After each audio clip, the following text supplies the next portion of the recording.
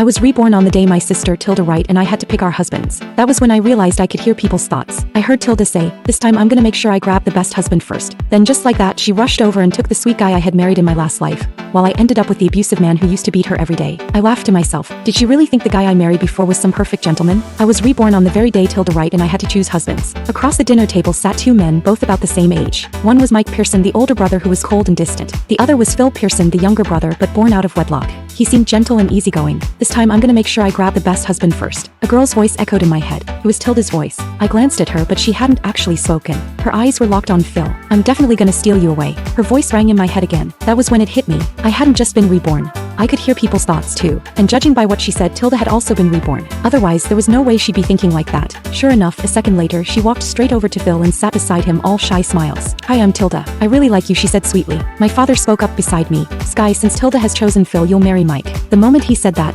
pride flashed in 𝗳𝗲𝗍's eyes. Inside she thought, this time you can take the beating for me. In my past life, 𝗳𝗲𝗍 had married Mike. He was a strong businessman and was always buried in work. I also heard he was cold when it came to matters in bed. 𝗳𝗲𝗍 had tried many times to seduce him, but every time she ended up bruised and thrown out of his room. Eventually, because she never had children, Mike's mother, Samantha Pearson, declared that she must be sick and kicked her out of the Pearsons' house. As for me, I married Phil. He didn't have much influence in the Pearsons, but he gave me food, clothes, and comfort. He took me shopping, ate with me, and went on dates with me, spoiling me completely. Everyone in the Pearsons knew how close we were. Later, Mike suddenly died from poisoning and Phil inherited the family business. My status in the Pearsons skyrocketed overnight. 𝗳𝗲𝗍 was jealous. One day while I was out shopping, she rammed her car into mine, dragging me with her into death. Sure, Dad. I like Mike a lot anyway, I said with a smile, walking over to sit beside Mike. I had to admit, his presence was overwhelming. The moment I sat down, it felt as if a wave of icy air had surrounded me, choking off my words. No wonder 𝗳𝗲𝗍 had been beaten so badly in her last life. I tried to hear his thoughts, but there was nothing. He didn't think a single word. But when Phil smiled at 𝗳𝗲𝗍, I caught his thoughts. Such a pretty little thing. A chill ran through my entire body. Without thinking, I grabbed Mike's hand. Even though he had a cold personality, his hand was surprisingly warm. He glanced down at me because of my sudden move.